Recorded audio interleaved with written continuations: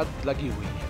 Belarus के शहरों से कीव की दूरी महज 150 किलोमीटर भर की है। यहाँ से कीव को आसानी से टारगेट किया जा सकता है।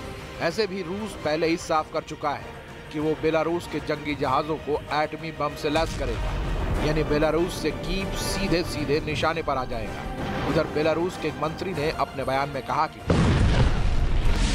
मातृभूमि की रक्षा के लिए तैयार है, लड़ाई के लिए हमारे पास पर्याप्त हथियार है। इससे पहले बेलारूस के राष्ट्रपति ने कहा था कि वो अपनी जमीन रूस को सैन्य इस्तेमाल के लिए देंगे, यानी यूक्रेन पर चढ़ाई के लिए बेलारूस रूस के साथ कदम ताल कर रहा है, जो बड़े विनाश की तरफ इशारा कर रही है। जैसे जैसे युद्ध के दिन बढ़ रहे हैं, यूक्रेन और रूस की सेना दोनों आक्रामक होती जा रही है, जो बड़े तबाही को हवा दे रही है।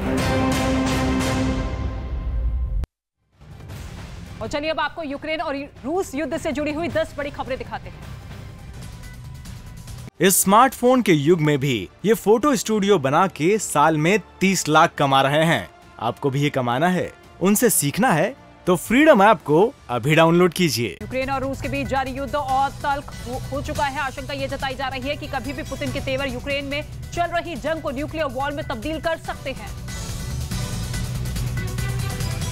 नाटो देशों की आज से वॉर एक्सरसाइज शुरू। 30 अक्टूबर तक सैन्य अभ्यास होगा, जिसमें 14 देशों के 60 से ज्यादा जंगी जहाज शामिल होंगे। लेकिन इस वॉर एक्सरसाइज की अगुवाई P-52 बॉम्बर्स कर रहे हैं, जो परमाणु हथियारों को गिराने की ताकत रखते हैं।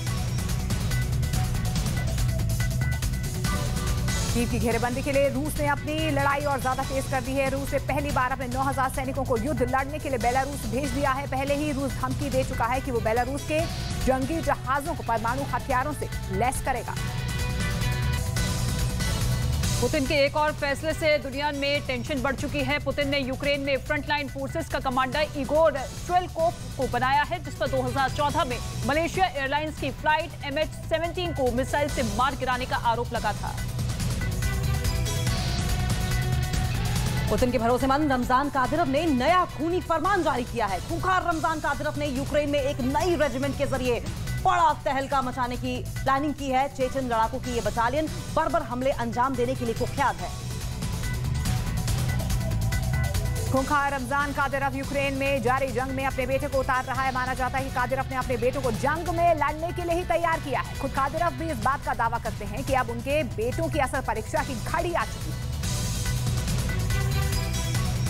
यूक्रेन ने रूस के टैंक पर हमले का वीडियो जारी किया है। वीडियो में यूक्रेनी सेना के हमले में रूसी टैंक के सैनिक मारे जाने का दावा।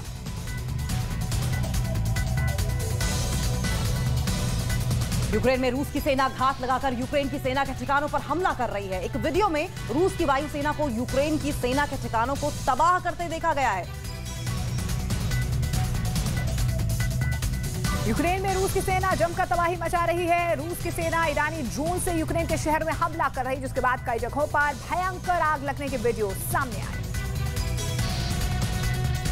रूस से जारी जंग के बीच यूक्रेन ने रूस पर गंभीर आरोप लगाया है। यूक्रेन ने बड़ा दावा किया है कि ज़ापोरिजिया न्यूक्लियर प्लांट पर चेचन सशस्त्र बल का नियंत्रण है।